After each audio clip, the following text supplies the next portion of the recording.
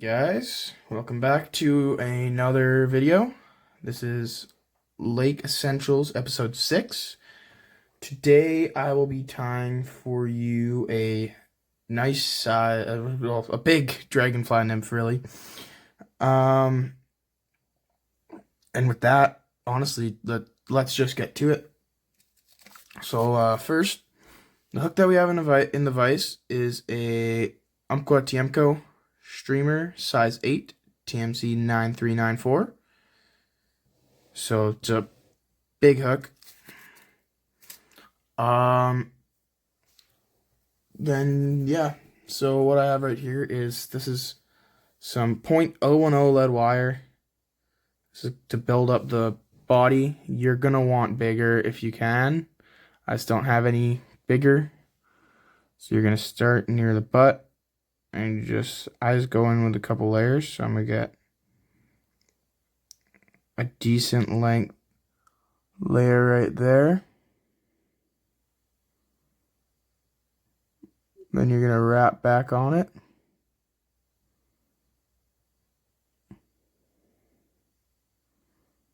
These things are a pain in the butt to do sometimes, especially if you're trying to make them look real good. When you're using lead wire the way I am, can be I just poked myself with that hook pretty good. This stuff you have to be really careful with, as it is extremely I'll show you when we get to the part what you'll have to do.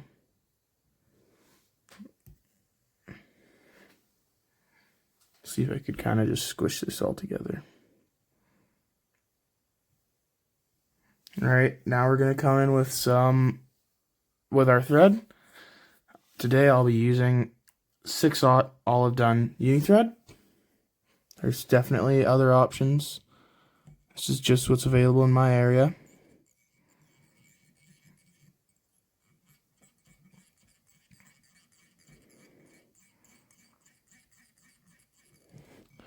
And you're just going to want to go back and forth a couple times and build up thread dams on really either side of the lead wire. That's what I do anytime I'm using lead wire on a bear hook. Or just really using it in general. Like if it's not up against a bead, I'll do that. Then you're going to want to cover it pretty decently.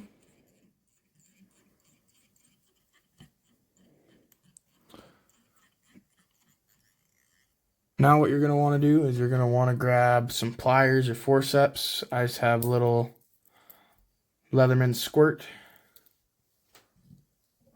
And you're going to want to come in here. It's a little bit awkward to do. I'll do it this way. You're going to want to just squish the lead wire out flat.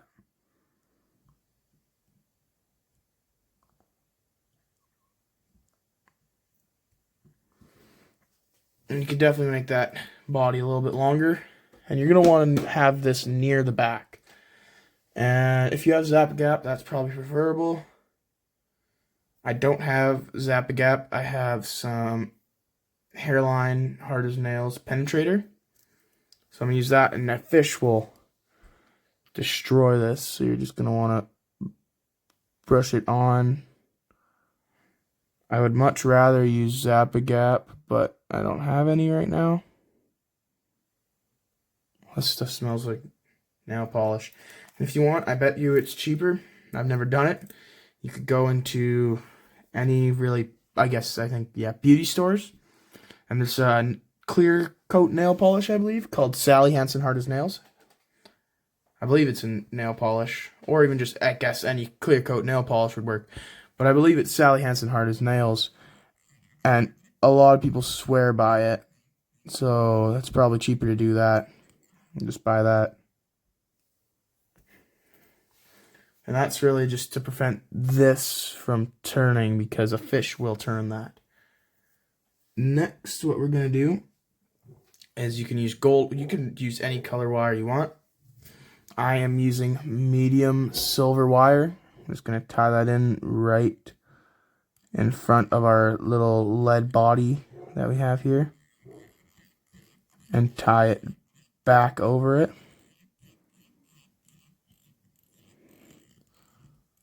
to the bend where we want our body to start. And for the body, I'm going to grab, oh, I just hit my phone. I'm going to grab some olive, whatever you call it, rabbit fur, or whatever type of dubbing you like. I'm using rabbit fur. And you're just going to want to put a decent noodle on there. Olive is, you have so many other options. Dark olive. I have a gray olive. I'm just using olive. I think I've used dark olive before and it looks good. But now I'm just going to wrap this up the body. You're going to need a lot of dubbing for a big fly like this. I use this olive dubbing so much. The olive is my favorite color for the rabbit fur dubbing.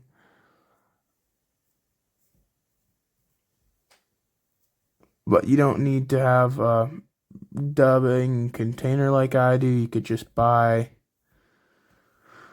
rabbit strips, because rabbit strips I used when I used to use rabbit dubbing before I got this thing of it for Christmas. I would just use some fur off the rabbit strips. I also tied a lot of flies, and I still tie the odd one using rabbit strips.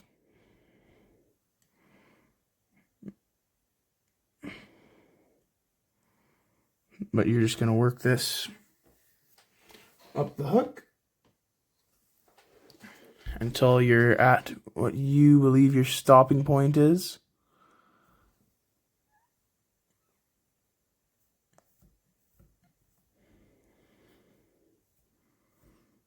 I'm going to get it up to there.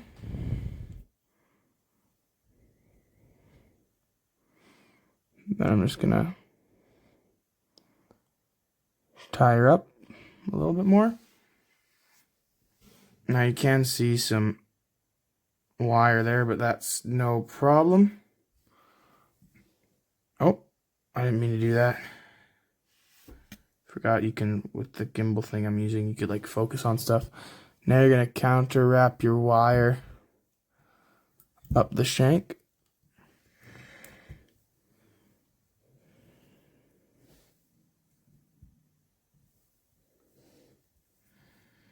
Now medium wire, I'm not the biggest fan of working with medium wire personally, just because it's big and thick. That can be a bit of an annoying thing to use.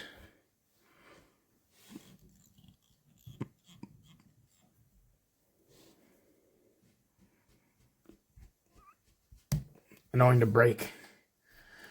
And then I'm just going to take a little bit more rabbit dubbing. It's because I don't like how short that body was. So I'm just going to build up a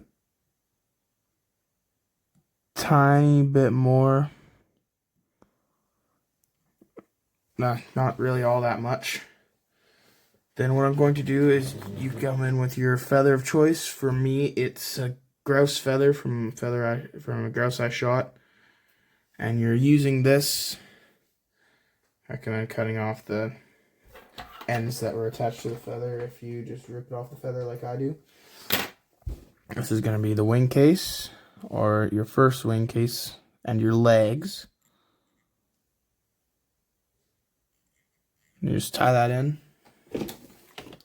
Then your next material will be, forgot that's not in the right bag, just some peacock herl. Stuff's pretty easy to find. It's not all that expensive. You can use it for just about every type of fly, nymphs, streamers, dries, like the royal wolf. I've never fished it, never tied it, but it's supposed to be an amazing dry. And you're just gonna want to take 3 or 4 strands of this. This stuff's a little bit, oh, this stuff's in there good. And you're going to want to grab it and tie it in by the tips. Then you could just break off the tips or do whatever.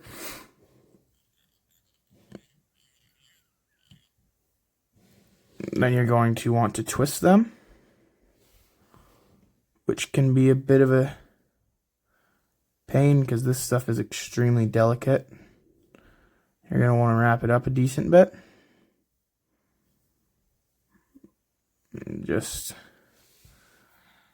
I don't have it wrapped the best I can there.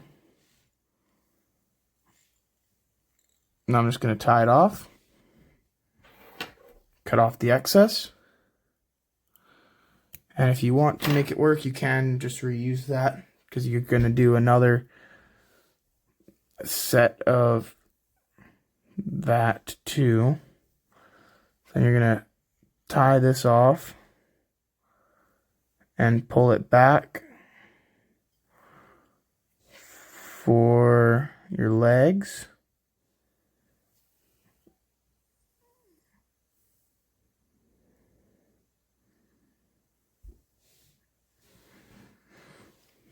The legs are a vital part of this fly.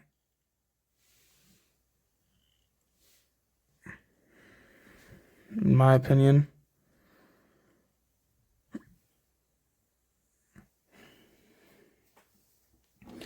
Now here's where it becomes a little bit annoying. So you're going to grab some more of your feather of choice, whatever you used for your first wing case. Or you could use a different one. I'm not going to judge. Do the same steps as before. Tie it in, which can be a little bit annoying sometimes. This stuff just doesn't want to tie in a bunch of the time. But there we go. We got it tied in.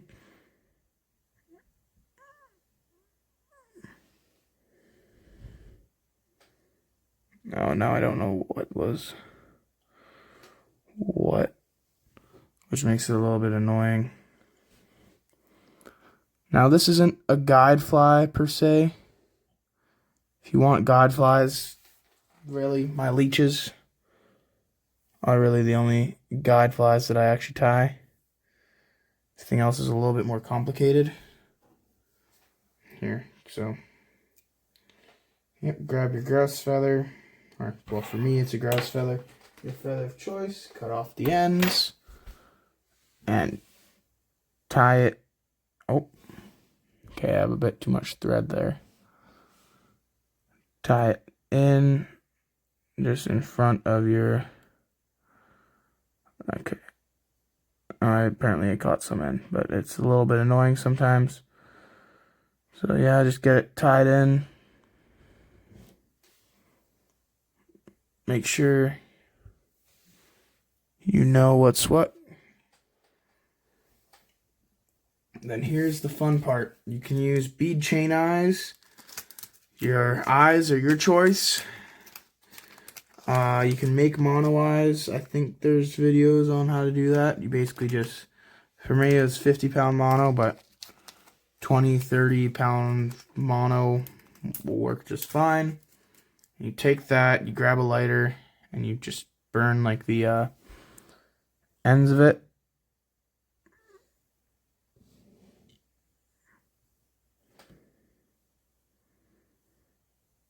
This fly is really annoying to tie sometimes. You're just gonna wanna, like you're tying in dumbbell eyes, just wrap her on there.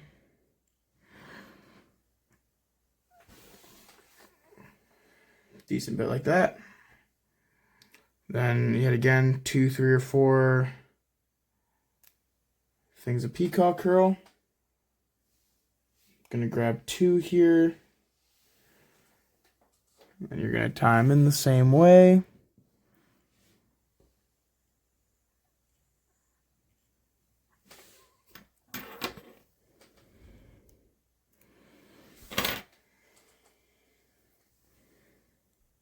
And you're just gonna grab them and twist them.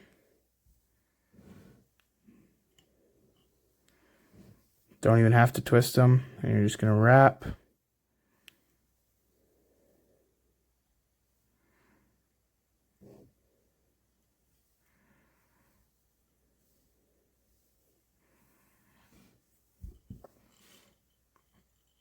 Them on there and tie them off.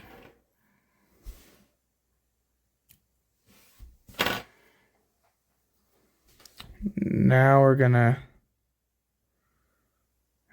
grab what we are sure are our wing case.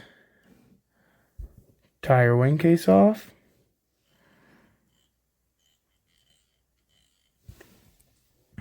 And now let's give it a 5-turn whip finish.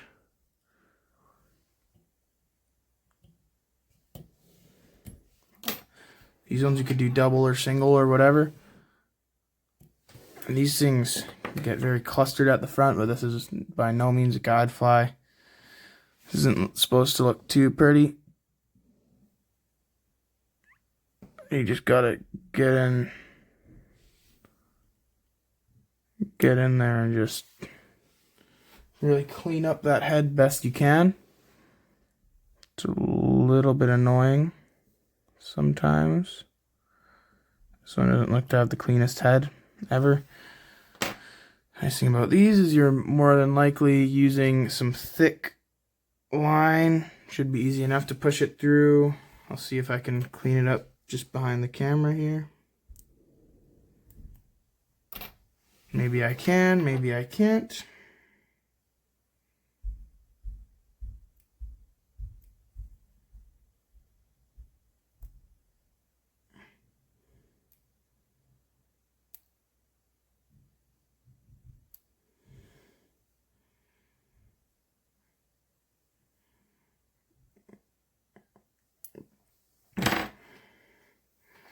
Well, I got it cleaned up best I could.